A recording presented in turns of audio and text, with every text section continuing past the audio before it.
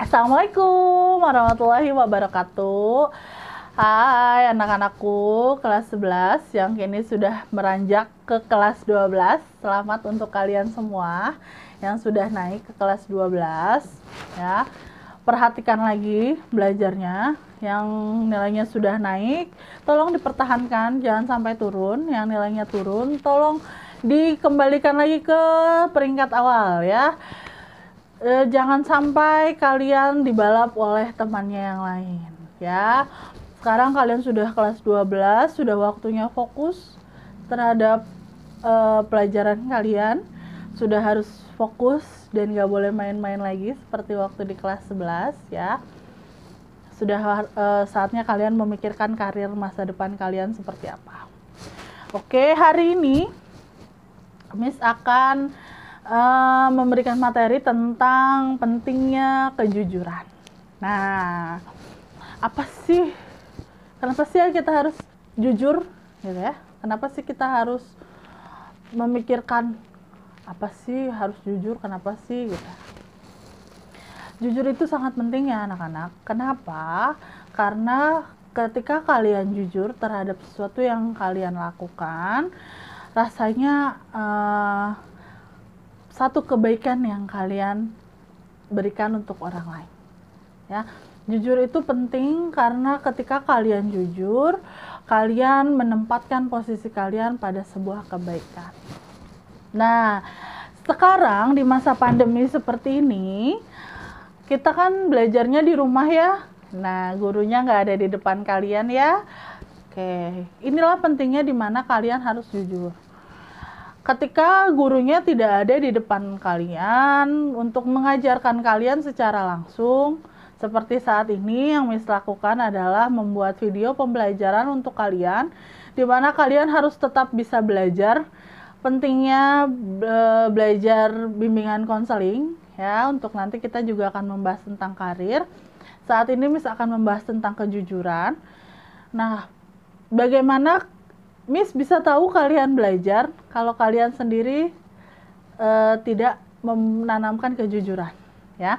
Kalau gurunya sendiri nggak melihat kalian, nggak apa-apa nih, Bu Guru nggak tahu ini kalau saya nyontek atau enggak. Nggak apa-apa, orang Bapak Guru nggak tahu ini kalau saya nyontek apa enggak ketika ujian gitu ya, atau ketika ulangan. Jangan mentang-mentang ketika Bapak dan Ibu Guru tidak ada di hadapan kalian, kalian bisa nyontek. Kalian bebas tukeran ya sama teman-temannya. Ini nomor ini berapa? Nomor ini gimana gitu ya. Nggak bisa kita seperti itu. Kalian harus mengatakan, oh iya saya ujian untuk diri saya sendiri. Maka gimana caranya kalian mengantisipasi ketika ujian, ketika ulangan kalian tidak tahu? Adalah belajar. Belajarnya jangan kebut semalam. Ketika belajar kalian hanya kebut semalam, sehari semalam, ya udah, malam itu kalian belajar, maka besoknya kalian akan lupa dengan apa yang kalian pelajari malam itu. Jadi cuma sesaat. Tapi ketika kalian belajar, hari ini kita belajar dari jam 7 sampai jam 12. Lalu dari jam setengah 1 atau dari jam 1 sampai menuju maghrib, apa yang dilakukan? Nggak ada. Oke, maka dari itu yang dilakukan adalah setelah kalian bebersih rumah, setelah kalian makan, setelah kalian mandi, lalu kalian mengulas kembali pelajaran yang hari itu Bapak dan Ibu berikan.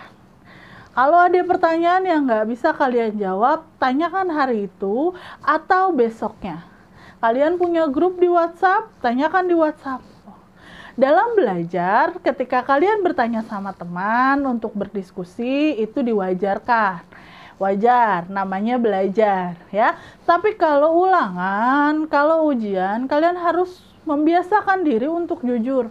Bahwa saya hari ini ulangan, saya hari ini ujian, maka yang harus saya lakukan adalah belajar dan ujian sendiri, nggak boleh nyontek walaupun Bapak dan Ibu Guru tidak ada di hadapan kalian.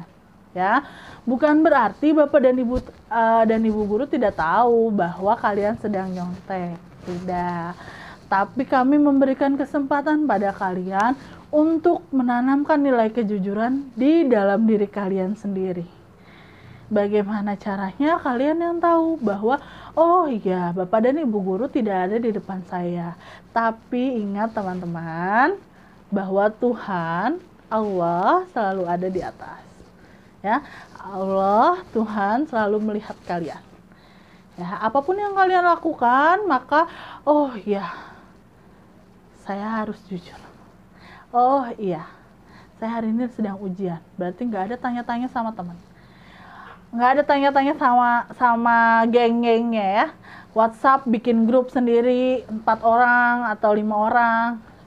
Atau mengancam temannya yang lebih pintar untuk ngasih contekan. Kalau nggak, nanti itu temannya dimusuhin. Ya, itu sikap yang tidak baik. Ya. Ketika kalian melakukan seperti itu sekali, maka akan ada 2 kali, akan ada 3 kali, akan ada 4 kali, dan seterusnya. Lalu apa efeknya? Pertama, bagi kalian yang nyontek, itu akan ketagihan. Ada rasa nagih. Oh, nggak jujur. Ada rasa nggak jujur, ada rasa nagih. Oh, besok gue kayak gini aja lagi, orang nggak ketahuan. Ya. Yang kedua, kalian akan menyesal bahwa, kok gue nggak tahu, kok saya nggak tahu ini, tentang ini tuh nggak tahu apa, gitu. Nanti ketika di pekerjaan, ketika kalian di lapangan kerja, kalian nggak tahu apa-apa. Oh, resep ini apa ya? Ya ampun, dulu ngapain aja saya gitu. Baru nyeselnya di terakhir, baru nyeselnya di belakangan. Nah, bagi yang pintar, yang memberikan contekan, kalian menjerumuskan teman kalian untuk pertama tidak jujur. Yang kedua, menjerumuskan teman kalian untuk tidak belajar. Ya, jadi coba tanamkan rasa jujur itu dari sekarang. Jangan takut sama hal-hal yang nanti saya dimusuhin, Miss. Nggak perlu takut seperti itu. Ketika kalian merasa bahwa kalian benar, lakukan hal yang benar itu. Maka akan seterusnya kalian menjadi benar. Ya, akan seterusnya kalian akan jujur.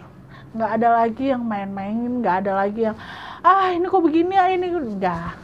Ya, jadi tanamkan nilai jujur dari sekarang. Ketika kalian sekarang sudah mulai jujur di pekerjaan kalian nanti, insya Allah Tuhan yang tahu apapun yang terjadi, ya kalian akan terus jujur gitu ya. Karena bisa jadi ketika kalian sekarang tidak jujur, sekarang kalian mencontek, lalu nanti ketika kalian ada di pekerjaan, kalian tidak tahu apa-apa, lalu kalian nyontek juga sama temannya, ini apa sih yang harus. Nah, kalau kalian jadi apoteker, apa yang terjadi kira-kira sama pasien kalian yang mau nebus obat?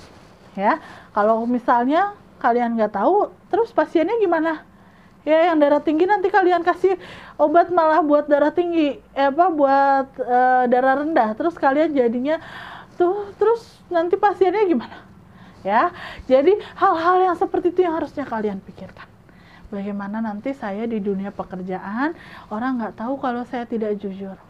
Bisa jadi dia ngambil uang, terus dia nggak jujur, yang disalahin orang lain yang jadi korban dan lain sebagainya. Itu dari hal yang kecil, itu akan menjadi besar. Ya, dari hal yang kecil akan menjadi besar.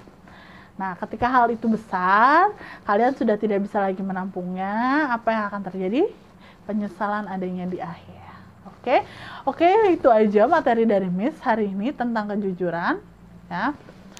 Ada pertanyaan lainnya nanti yang akan kalian jawab di Google Class seperti biasa. Ya, silakan dijawab. Kita akan ketemu lagi minggu depan dengan materi yang berbeda lagi. Sampai jumpa. Assalamualaikum warahmatullahi wabarakatuh.